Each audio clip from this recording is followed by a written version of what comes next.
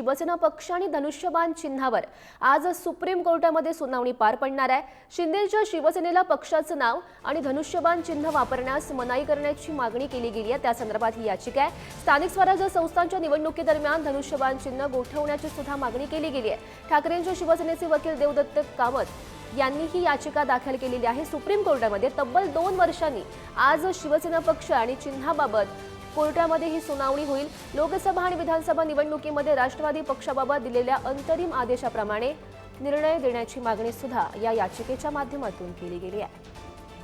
आणि या संदर्भात अधिकची माहिती जाणून घेऊयात। आमचे प्रतिनिधी शिवाजी काळे सध्या आपल्यासोबत आहेत। शिवाजी, महत्त्वाची बातमी म्हणावी लागेल, तब्बल 2 वर्षांनंतर खरं तर आता ही सुनावणी आज कोर्टामध्ये पार पडेल। नेमकं काय घडू शकतं? एक महत्वाची बाब म्हणजे या सगळ्या प्रकरणामध्ये गेल्या 2 वर्षापासून हे प्रकरण सर्वोच्च न्यायालयामध्ये प्रलंबित आहे आणि जी नवीन माहिती मिळते त्यानुसार ठाकरे गटाच्या वकिलांची काल 13 जुलै 2025 ला राजधानी दिल्ली इथे एक बैठक पार पडली। त्या बैठकीमध्ये एक नवीन रणनीती ठरवण्यात आलेली आहे। त्यांचं म्हणणं असं आहे की शिंदे यांच्या पक्षाला जे निवडणूक चिन्ह दिलेलं आहे, मूळ धनुष्यबाण चिन्ह आणि पक्ष, त्याच्यामध्ये चिन्ह गोठवण्यात यावं अशी मागणी ते आज करणार आहेत आणि त्याच्या बदल्यात त्यांना अंधेरी पोटनिवडणुकीसाठी ढाल तलवार हे जे चिन्ह दिलं होतं हे चिन्ह देण्यात यावं अशी मागणी केली जाणार आहे।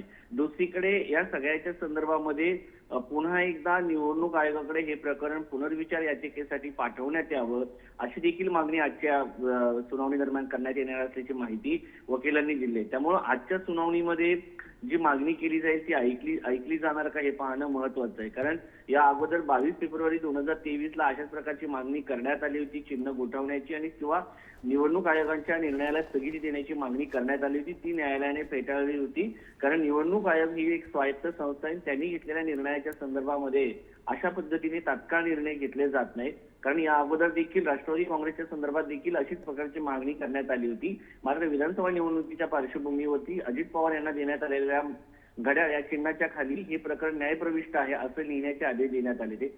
तशाच पद्धतीचे काही आदेश या ठिकाणी देण्यात येतील का हे पाहणं महत्वाचं।